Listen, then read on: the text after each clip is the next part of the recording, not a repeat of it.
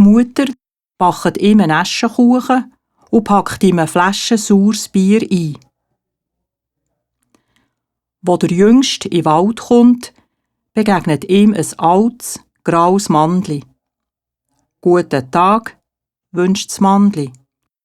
«Gib mir doch ein Stück von deinem Kuchen, den du in der Tasche hast, und einen Schluck aus deiner Flasche.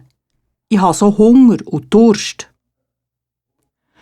Der Dummling sagt: «Aber ich habe nur Eschenkuchen und saures Bier.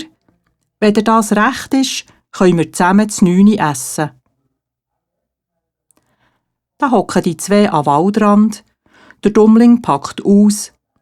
Aber oha, als er seinen Eschenkuchen auspackt, ist es ein feiner Eierkuchen.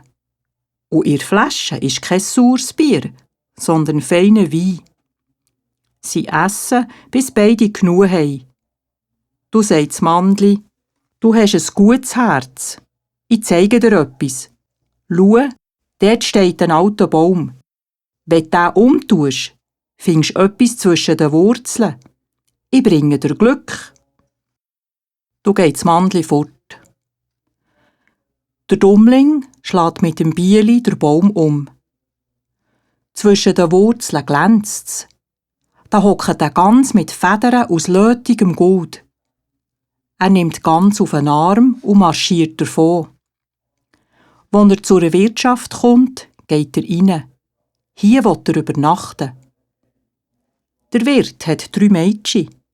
Wo die goldige Gans sehen, werden sie ganz gewungerig. Was ist echt das für ein kurliger Vogel? Jede will eine goldige Federn haben.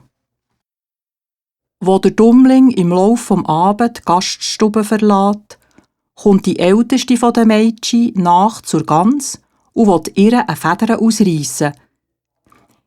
Ihr bleibt die Hand an der Gans kleben. Es geht nicht lang, da kommt die zweite und will auch unbedingt eine goldige Feder haben. Sie packt ihre Schwester, will sie vorziehen und bleibt an ihr kleben. Kurz darauf kommt die Jüngste, sie will doch auch eine goldige Feder. Die 2 Schwestern rufen: gang fort, läng es nicht an!» Aber die Jüngste begreift nicht, warum sie fort soll, und packt eine Schwester am Schurz und bleibt kleben. Alle 3 können nicht mehr weg von der Gans und müssen bei ihr übernachten.